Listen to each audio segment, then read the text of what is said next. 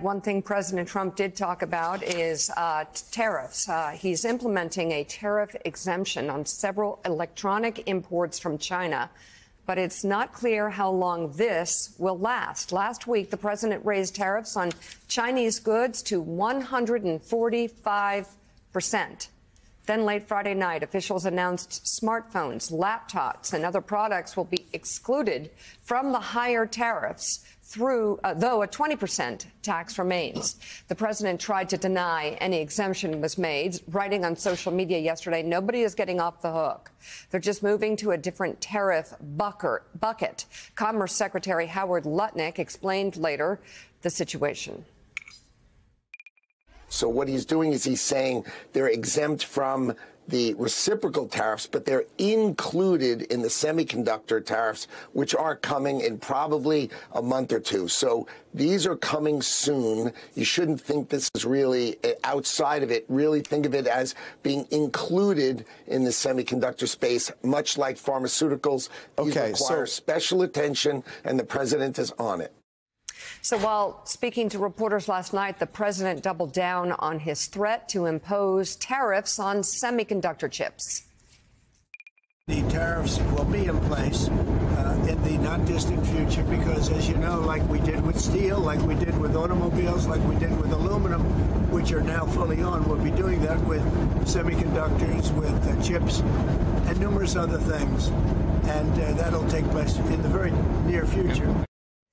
The tariff exemption was seen as a much-needed reprieve for tech giants. Apple has been one of the hardest-hit companies, losing nearly $640 billion in market cap within days of the president's Liberation Day tariff announcement. So a lot here, the exemptions. Well, the takeaway here is just more uncertainty and more mixed messaging from the administration. It was revealed that late Friday night, they quietly rolled back a lot of the tariffs against the semiconductors and other chips being made in China. Then there was a sense of optimism of the market, like, okay, well, at least part of this, he's going to try to de-escalate the trade war. But then, Katty K, we heard from Commerce Secretary Lutnick yesterday saying, no, like we're pulling these back, but there's going to be more. We're going to put more targeted tariffs on these electronic equipment in the weeks ahead. And then we heard from President Trump the same. So I'll be very curious, as I'm sure most of the world is, how the markets will look when they open at 9:30 in reaction to this. But the bottom line is business leaders, investors, average Americans, average citizens of the world have no idea what the economic policy is right now of this White House.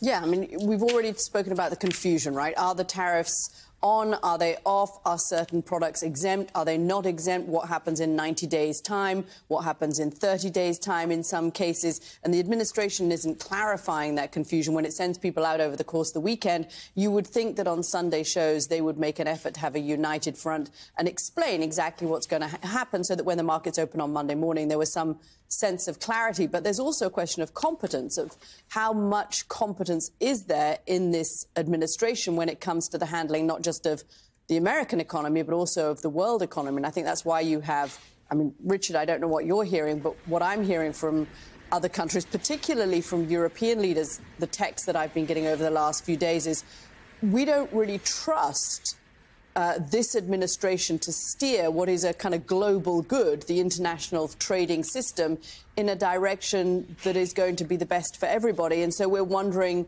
how we can look elsewhere and what that looks like. What are you hearing on what alternatives America's trading partners are looking at and what they're coming up with? First of all, Katty, you have a future in diplomacy. That was an understatement. They don't understand. My dad was not a diplomat for nothing. There you go. They don't understand. They don't trust. There isn't. You can't have confidence because you don't have competence. And it's almost that simple. And it affects not just other governments, but CEOs. How are they supposed to make 5- and 10-year commitments when they don't know what the environment's going to be in 5 days? This is just going to slow economic growth. I think for others, what we've seen with the tariffs is if you are heavily involved with the United States economically, which historically has been to your advantage, Now it's become a vulnerability, because this is an administration that sees that as leverage, is willing to weaponize it. So I think what this does over time, people can't turn on a dime, but it pushes others away from the United States. They increasingly diversify their portfolios. I think China will be one of the beneficiaries. They'll look to trade with other countries around the world. They simply aren't going to want to be as dependent on the United States, because we're too mercurial and we're too vindictive and too arbitrary. And that will be the takeaway from this. So the Wall Street Journal editorial board has a new piece entitled Trump's Exceptional Tariff Weekend, and it reads in part this: Mr. Trump first makes U.S. companies less competitive, then he and his administration pick exceptions worthy of help to remain competitive. Politicians, not success in the marketplace, pick business winners and losers. Exemptions would also undermine the administration's legal justification that his tariffs are needed to meet a national emergency. Imports of glassware and umbrellas from China are an emergency, but imports of electronics aren't. All of this exposes the political nature of tariffs. Some industries benefit, but others don't.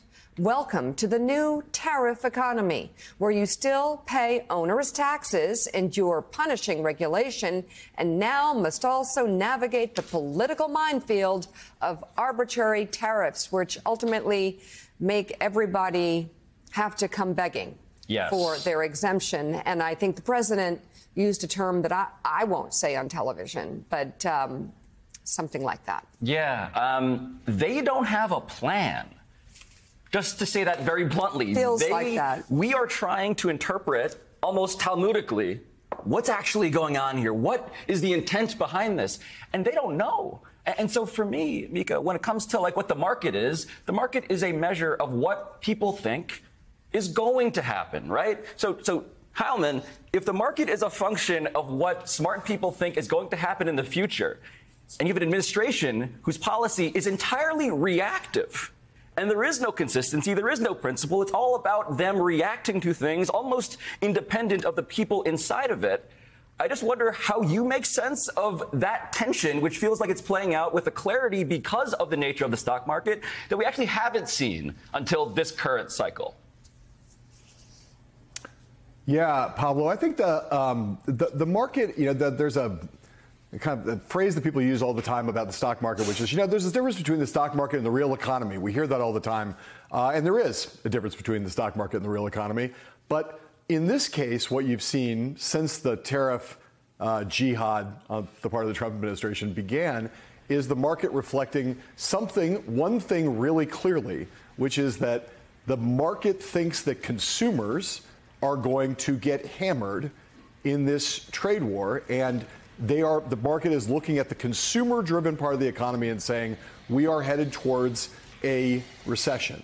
And that's the one thing that the market has been kind of consistent about with we had the couple times last week, we had these surges in the market. But if you look at the market's performance over the last 3 weeks or so, when it became clear that Trump was serious to one degree or another about having this massive tariff regime.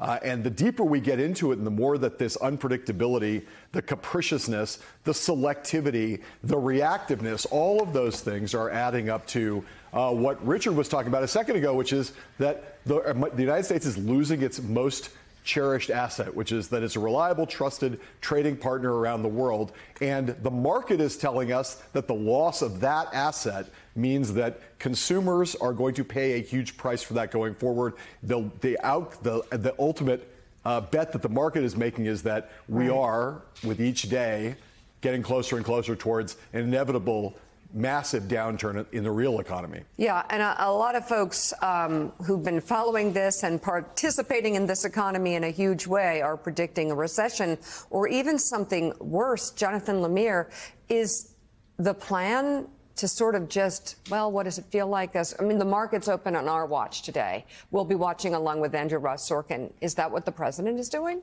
Well, yeah, over the weekend, there had been some optimism, like, okay, maybe they were taking a step back. Now it's just more mixed messaging. And we know the appeal of tariffs for President Trump. First of all, it is something he's believed in for a long time, even though economists largely think he's wrong about it. Right. But it's also something he can just do unilaterally. It's an exertion of executive power. He's expanding what he can do and indeed enjoys the idea idea of having these one-on-one negotiations, countries coming to him to beg, let's make a deal, master deal maker. And it's also something he has completely skipped over the heads of Congress. The Republicans in Congress happily ceding this power to him. So that's the appeal for him. But what we're getting now is a very muddled message, and Richard's right, others are right. It is diminishing the United States throughout the globe. Our allies and adversaries alike are less certain of what they can think about us. We are sacrificing our standing as the reliable economic superpower. And that's something that may take a very long time to recover from. All right.